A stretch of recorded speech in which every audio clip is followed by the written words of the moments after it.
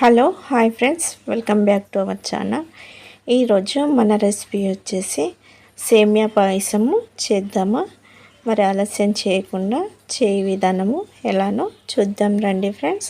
ఓకేనా, వీడియోను స్టార్టింగ్ నుండి ఎండింగ్ వరకు చూస్తేనే మీకు 5-10 నిమిషాల్లో ఈ సేమియా పాయసం ఎలా తయారు చేసుకోవచ్చో ఈజీగా నేర్చుకోవచ్చండి. ముందుగా స్టవ్ వెలిగించుకోవాలి. ఒక ప్యాన్ పెట్టుకొని గిన్నె వేడాక 1 టేబుల్ స్పూన్ నెయ్యి వేసుకొని 10-12 వరకు జీడిపప్పులు ఇలా దూరగా వేయించుకోవాలి. ఇప్పుడు ఇదే నేతిలో కొన్నన్ని కిస్మిస్లు వేసుకోవాలండి.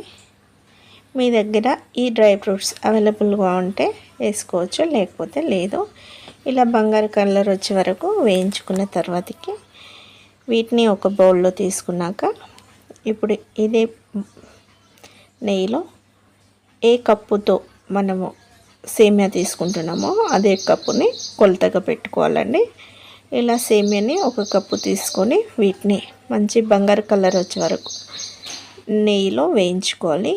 ఇలా వేయించుకున్నాక చూడండి, ఇక్కడ కప్పు కనిపిస్తుంది కదా, ఈ కప్పు నిండా నీళ్ళనైతే తీసుకుంటున్నాను.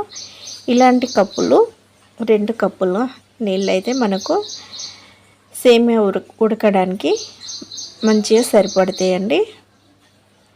ఇలా 2 కప్పులు నీళ్ళు పోసుకున్నాక ఈ సేమియాని ఇలా బాగా కలుపుకొని 3-4 నిమిషాల పాటు బాగా ఉడికించుకోవాలండి. చూడండి, సేమియా ఇలా ఉడకడం స్టార్ట్ అవుతుంది. ఇలా కలుపుకుంటూ ఉండాలండి. సేమియా ఇలా ఉడుకుతున్నప్పుడు ఇందులోకి పాలను పోసుకోవాలి. 2 కప్పుల వాటర్కి 3 కప్పులు పాలను పోసుకోవాలి.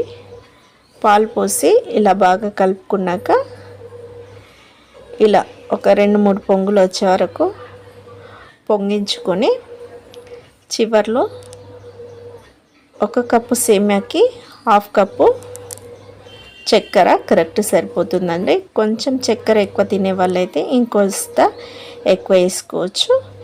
చివర్లో 4 ఇలాచీలని మెత్తగా పొడిలా దంచుకొని ఇందులో చల్లుకొని ఒక 2 నిమిషాల పాటు ఉడికించుకున్నాక స్టవ్ ఆఫ్ చేసి చివర్లో డ్రై ఫ్రూట్స్ వేసుకొని ఒకసారి బాగా కలుపుకొని స్టవ్ ఆఫ్ చేసుకున్నారంటే ఎంతో రుచికరమైన సేమియా పాయసం అయితే రెడీ అయినట్లే ఫ్రెండ్స్. ఓకేనా, ఈ వీడియో కనుక మీ అందరికీ నచ్చినట్లయితే లైక్ చేయండి, షేర్ చేయండి, కామెంట్ చేయండి. ప్లీజ్ సబ్స్క్రైబ్ చేయండి ఫ్రెండ్స్. ఓకేనా, బాయ్ బాయ్.